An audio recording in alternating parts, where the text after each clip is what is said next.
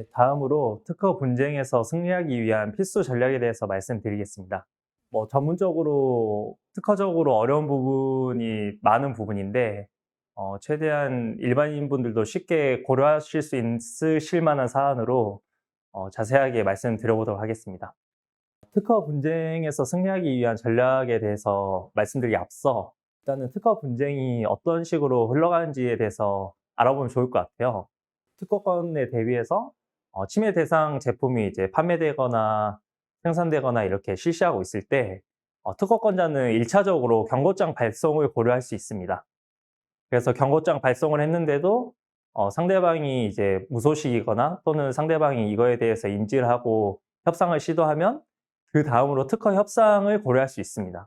근데 이제 경고장 발송에도 무응답하거나 아니면 특허 협상이 결렬되거나 그러면 본안 소송으로 들어갈 수 있는 방법밖에 없습니다. 소송이나 권리범위 확인 심판을 통해서 침해를 물을 수 있습니다. 그래서 이제 소송을 통해 침해 사실 확인이 된다면 특허권자는 침해 대상 제품에 대해 손해배상 청구나 침해 금지 청구를 할 수 있습니다. 그래서 이거에 대해서 하나씩 자세히 말씀드려보도록 하겠습니다. 일단은 특허 분쟁 단계가 크게 한 4가지 단계로 구성되는 것 같아요. 그래서 특허권을 갖고 있거나 또는 타인이 특허권을 가지고 있음으로써 그거에 대해서 권리 행사를 하게 되는데, 마냥 처음부터 소송에 진입하거나 바로 손해배상 청구를 하거나 그런 건 아니거든요. 그래서 맨 처음 단계에서 간이하게 시행하는 게 경고장 발송입니다. 경고장 발송에 대해서 말씀드리면, 경고란 특허권자가 특허 발명을 무단으로 실시하고 있는 자에게 침해 행위를 중지할 것을 알리는 행위를 뜻합니다. 이러한 경고는 이제 고의를 입증하여 민형사상 조치를 취하는 데 유력한 증거로 작용을 하는데요. 특히 이제 형사소송에 있어서 과실범은 처벌하지 않고 고의범에 대해서만 처벌을 하는 게 이제 형사소송인데요. 그런 형사소송에서 경고는 실효성이 큰 단계라고 볼 수 있습니다. 그리고 앞서 말씀드렸다시피 경고는 본안 소송에 들어가기 전에 이제 당사자끼리 간이하게 할 수 있는 방식입니다. 왜 간이하게 흔하게 많이 이렇게 활용을 하냐면, 그 본안 소송에 들어가게 되면 소송 비용도 그렇고 대리인 비용도 많이 발생하고, 그리고 그런 과정에서 정신적 스트레스도 많이 받고 하잖아요. 그래서 좀 간이하고 신속하게 이 분쟁을 해결하기 위해서 많이 사용하는 게 경고입니다. 다음으로 특허 분쟁에서 진행되는 방식 중에 하나가 특허 협상입니다. 특허 협상은 본안 소송 전에도 진행할 수도 있고 또는 소송 중에 이제 이런 상황을 파악해서 진행하는 경우도 있습니다. 특허권자 입장에서는 소송을 진행하게 되면 특허권이 무효로 되거나 아니면 침해 입증이 실패할 수도 있다라는 리스크가 있습니다. 반면에 이제 경고장을 받는 입장에서는 특허 침해 판결을 받게 되면 침해에 대한 손해배상뿐만 아니라 현재 제품 생산, 판매에 대한 인프라 구축한 거를 다 철회하면서 이거에 대한 막대한 손실을 입는 리스크도 있거든요. 그래서 그 특허 협상 단계에서 둘 다 과도한 비용과 이제 상당한 시간을 줄이면서 이렇게 원만하게 해결할 수 있는 좋은 방법 중에 하나입니다. 그리고 가장 큰 이제 기능 중에 하나가 이런 소송이 휩싸이다 보면은 특허권 쪽으로 이제 이해관계가 첨예하게 대립하다 보면은 시간도 오래 가면서 이 당사자들끼리 정신적으로도 많이 힘들잖아요. 그래서 그런 부분을 많이 완화할 수 있다라는 측면도 있습니다. 네, 다음으로 이제 경고장 발송도 하고 경고장 발송을 했는데 반응도 없고 협상도 결렬되고 그러면 이제 본안 소송에 들어갈 수밖에 없는데요. 크게는 이제 특허 침해 소송과 같이 민사 소송부터, 그리고 특허권의 침해죄와 같은 형사 소송으로 진행을 할 수 있습니다. 근데 보통 일반적으로 이제 침해 소송에 들어가기 전에 또는 소송 중에 권리범위 확인 심판을 많이 활용하고 있습니다. 권리범위 확인 심판이란 확인 대상 발명, 그러니까 침해 제품에 대해서 특허권의 권리 범위 안에 있는지 여부를 확인하는 심판을 의미합니다. 권리 범위 확인 심판은 특허 침해 소송보다는 간이하고 신속하게 이제 확인 대상 발명이 특허권의 권리 범위에 포함된지 판단하기 때문에 당사자 사이의 이제 분쟁을 사전에 예방하거나 조속히 종결시키는 데 이바지한다는 의의를 가집니다. 다만 권리 범위 확인 심판은 당사자 사이의 권리 관계를 최종적으로 확정하는 절차는 아니므로 그 권리 범위 확인 심판에서의 판단이 도중에 진행되거나 아니면 추후 진행되는 침해 소송의 기속력으로 작용하진 않습니다. 하지만 실무적으로는 권리 범위 확인 심판의 내용이 반영되고 있는 상황입니다. 다음으로 이제 침해 소송에서 특허 침해 사실이 확정이 되면 특허권자는 그 침해자한테 손해배상 청구나 침해 금지 청구를 할 수 있습니다. 손해배상 청구라는 것은 고의 또는 과실로 자신의 특허권을 침해한 자에 대하여 손해에 대한 배상을 청구하는 것을 의미합니다. 이런 손해배상 청구 제도에 대해서 간단히 말씀드리면 특허권 특성상 다른 재산권에 비해서 그 침해 사실이나 손해액의 산정 방식에 있어서 상당히 애매한 부분이 많기 때문에 입증 책임을 완화시키고 손해액을 추정하는 다양한 규정을 두고 있습니다. 손해배상 청구의 여건에 대해서 간단히 말씀드리면요. 침해자의 고의 또는 과실이 있을 것, 첫 번째. 두 번째로 침해 행위가 있을 것. 세 번째로 침해 행위에 의해서 손해가 발생할 것. 그리고 마지막으로 침해 행위와 손해 발생 사이에 인간관계가 있을 것을 그 요건으로 합니다. 그리고 다음으로 그 소송에서 침해 사실이 확정이 된다면 특허권자는 침해 청구권을 활용할 수도 있습니다. 침해 청구권이란 특허권자가 자기의 권리를 침해한 자 또는 침해할 우려가 있는 자에게 침해 금지 및 예방을 청구하는 것을 의미합니다. 방금 말씀드렸다시피 지금 침해를 하고 있는 자뿐만 아니라 침해 우려가 있는 자에 대해서까지 금지를 청구할 수 있어서 현재 또는 미래의 침해 행위에 대해 직접적으로 침해를 방지하는 큰 의의가 있습니다. 그래서 방금 말씀드린 손해배상 청구는 과거의 침해에 대해서 손해액을 산정해서 자신의 특허권에 기반해서 이런 청구를 하는 거에 반해서 침해 금지 청구는 현재와 미래에 대해서도 침해 행위를 물을 수 있는 큰 기능을 가집니다.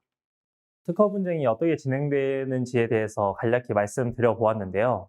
이 중에서 이제 저희가 실용적으로 현실에서 쉽게 취할 수 있는 전략이 뭐가 있을지에 대해서 고민을 해봤어요. 그러면 이제 무엇보다도 경고장 발송에 대한 대응이 가장 현실에서 많이 이루어져 있는 부분이기 때문에 이 부분을 중점으로 말씀드려 보도록 하겠습니다. 만약에 그 자신이 특허권자고 이거에 대해서 그 경고를 발송하고 이거에 대해서 침해를 물고 있는 상황이라면 많은 고민과 특허 전문가의 자문을 통해서 준비되어 있는 상태이기 때문에 어떻게 보면은 받는 입장보다는 상대적으로 부담이 덜 할 수 있습니다.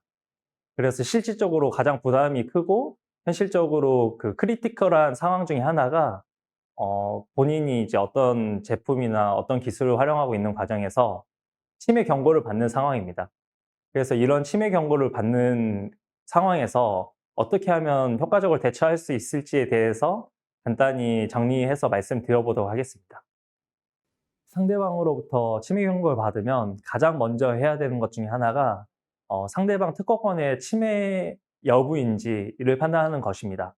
그래서 침해 여부를 분석하는 대표적인 가장 제1원칙 중에 하나가 구성요소 완비 원칙이라고 그 청구항에 적혀 있는 모든 구성을 내가 실시하고 있는 제품이 포함하고 있는지를 판단하는 것입니다. 쉽게 이제 설명을 드리면 상대방 특허권의 청구 범위가 A 플러스 B 플러스 C로 적혀 있는 경우에 만약에 저희가 거기에 더 추가로 그 구성을 반영해서 실시하고 있는 경우라면 이거는 침해가 됩니다. 반대로 상대 특허가 이제 청구 범위가 A 플러스 B 플러스 C인데 저희가 C를 제외하고 A, B의 형태로만 사용하고 있으면 저희는 침해가 아닌 게 되는 것입니다. 그래서 쉬운 예로 아까 이제 의자의 밑판과 등받이와 팔 받침대가 있는 의자에 대해서 이제 그 등록 특허권을 확보한 상태라면, 만약에 제가 이런 등받이에 목을 걸칠 수 있는 쿠션까지 포함된 형태로 사용하고 있는 거라면 그거는 특허권의 침해에 해당됩니다. 근데 반대로 그냥 밑판에 등받이만 있고 이제 팔 받침대가 없는 형태를 실시하고 있는 거라면 그거는 그 특허권의 침해가 아니게 되는 것입니다. 이게 이제 특허권 침해를 판단하는 구성요소 완비 원칙이라고 아주 대표적인 그 방식이고요. 뭐 이거 밖에도 간접 침해라든가 균등 침해라든가 더 엄청 전문적인 영역이 있는데, 그거는 이제 특허 전문가 분들께서 그 판단해야 될 문제고, 이렇게 의뢰해 주신 일반인 분들께서는 이런 구성요소 완비 원칙 정도만 알고 계셔도 충분할 것 같습니다. 침해 여부를 판단할 때 또 중요한 부분 중에 하나가 출원 토대를 검토해서 금반원 원칙을 파악하는 것입니다. 쉽게 말해서 설령 천공회가 A, B, C로 되어 있고 저희가 A 플러스 B 플러스 C 플러스 D의 형태로 실시하고 있는데, 만약에 이제 그 특허권자가 특허 등록을 받는 과정에서 심사 과정에서 심사관한테 이제 D에 대한 권리를 주장하지 않겠다라는 식의 그런 기재가 있으면 그거에 대해서는 금반원 원칙이라고 해서 권리 주장을 하지 못하거든요. 그래서 이런 식으로 그 심사 과정이나 또는 명세서에 적혀 있는 어떤 부분이나 이런 걸 통해서 권리를 제한 해석할 수 있는 부분을 찾는 것도 좋은 방법 중에 하나입니다. 다음으로 그 침해 여부를 판단했는데 침해가 맞다라고 판단이 될 수 있잖아요. 그런 경우에는 우선은 이제 침해 회피 방안에 대해서 검토를 해봐야 됩니다. 그래서 일단은 크게 4가지 정도가 있는데요. 첫 번째는 이제 특허 출원일을 확인해서 신규성 상실이나 자유기술 실시 항변을 할 수 있는지 여부를 판단하는 것입니다. 그리고 두 번째로 특허권의 전속 만료일을, 그러니까 특허권이 언제 만료되는지를 판단해서 그거에 대한 대응 방법을 모색할 수 있습니다. 구체적인 예로 아까 침해 금지 청구권에 대해서 말씀을 드렸는데, 이제 특허권이 존속해야만 쓸 수 있는 현재 또는 미래의 침해 행위에 대해서 행사할 수 있는 권리이기 때문에 만약에 특허권이 만료된 경우라면 침해 금지 청구를 할 수 없습니다. 그래서 이렇게 존속 만료일을 파악해서 활용할 수 있는 방법 중에 하나입니다. 다음으로 이제 특허권에 회피 설계 가능한 부분이 있다면 그 부분을 적극 이용해서 저희 제품을 이제 회피 설계하는 겁니다. 예를 들어서 이제 구성요소 완비 원칙이 계속 나오는데, 어떤 특징을 한정하고 있으면 아까 말씀드렸던 의자에 대해서 특허권을 확보한 경우에 특허 등록된 등록 청구항의 기재에 굴곡진 등받침이라고 이렇게 적혀 있으면은 등받침에 이제 굴곡지다라는 특징까지 같이 이런 청구 범위로 잡혀 있는 거기 때문에 저희가 이제 대상 제품을 생산할 때 등받침을 굴곡진 게 아니라 이제 평평하게 형성하는 순간 이 특징을 파악하지 않는 것이 돼서 회피 설계를 할 수 있는 것입니다.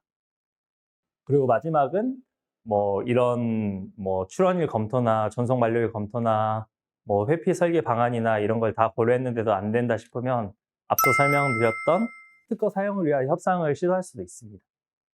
그래서 특허 사용을 위한 협상을 시도할 때 상대방이 이제 저의 사업 철수와 같은 사업 배제를 원하는지, 또는 이제 전용 실시권 설정과 같은 로열티를 받기를 원하시는지를 파악을 해서 그에 맞는 협상 전략을 가져가시는 게 좋을 것 같습니다. 그리고 그 상대방의 침해 경고에 대처하는 방법 중에 마지막은요, 상대방의 특허권에 대해서 무효 심판을 제기하는 것입니다. 네, 이와 같은 무효 심판은 이제 무효 사유가 있는데도 특허권을 받았을 때 특허권자가 부당하게 특허권을 행사하거나 아니면 이제 다른 제3자가 부당하게 이 무효 사유가 있는 특허권에 의해서 피해를 받을 수 있잖아요. 그래서 이런 부분에서 무효 심판의 의의가 있습니다. 무효 심판의 이제 무효 사유로는 뭐 신규성, 진보성, 산업사 이용 가능성, 선출주의 등과 같은 이제 특허 요건뿐만 아니라 뭐 공소의 항속에 반하거나 아니면 자연 과학 법칙에 어긋나는 것과 같이 특허를 받을 수 없는 발명에 해당하는 경우에도 무효심판 사유로 적용됩니다. 뿐만 아니라 이제 청구범위나 발명의 사유형에 뭐 부정확하거나 아니면 논리적이지 않는 기재가 있는 경우에 이제 기재불비의 사유로서 무효 사유로 적용되는 경우도 있습니다. 무효 심판은 그 특허권 분야에서 정말 많이 활용되는 그 제도 중에 하나고요. 저희 한국에서도 뭐 매년 이제 청구 건수가 좀 줄어들고 있긴 하지만 타국에 비해서 이제 무효 심판에 의해서 그 특허권을 무효시키는 경우가 정말 많기 때문에 경고를 받았을 때 그 활용해 볼 만한 가치가 있는 제도입니다. 그래서 무효 심판이 이제 인용이 되면 이 무효 심판의 효과로 특허권은 처음부터 없었던 것으로 봅니다. 그렇다는 것은 이제 권리침해 소송 등의 민사소송이나 민사소송의 확정 판결이나 아니면 특허권의 침해죄에 따른 이제 형사소송의 판결에 대해서 재심의소를 제기해서 그 확정 판결을 뒤집을 수 있는 요소로도 작용합니다. 또한 이제 특허권자가 무효심결 확정 전에 특허권을 통해 고의 또는 과실로 이제 특허권을 행사해서 타인에게 그 재산적 손해를 입힌 경우에는 그거에 대해서 손해를 배상해야 되는 책임도 생깁니다. 그런 측면에서 무효심판은 그 경고장에 대처하는 좋은 방법이라고 볼 수 있습니다. 네, 지금까지 특허 전략이 왜 필요한지, 그리고 이제 권리화 과정에서 강한 특허를 만들기 위해 어떤 작업이 필요한지, 마지막으로 권리화된 특허권을 바탕으로 특허 분쟁에서 승리하기 위한 필수 전략이 무엇이 있는지에 대해서 알아보았습니다. 구체적인 상황을 중점으로 이제 실질적으로 어떤 부분이 도움이 될 수 있을까에 대해서 고민을 했는데요. 제가 오늘 말씀드렸던 부분들이 이제 특허와 관련된 업무 전반적으로 도움이 되셨으면 좋겠습니다. 네, 지금까지 일반인도 쉽게 따라할 수 있는 특허 전략에 대해서 강의를 한 조규형 변리사였습니다. 특허 분쟁 단계는 경고장 발송, 특허 협상, 소송, 손해배상 청구 및 침해 금지의 단계로 구성되어 있습니다. 상대방의 침해 경고에 대처하는 방법으로는 특허성 침해 여부 분석, 침해 회피 방안 검토, 무효 심판을 제기를 들 수 있습니다.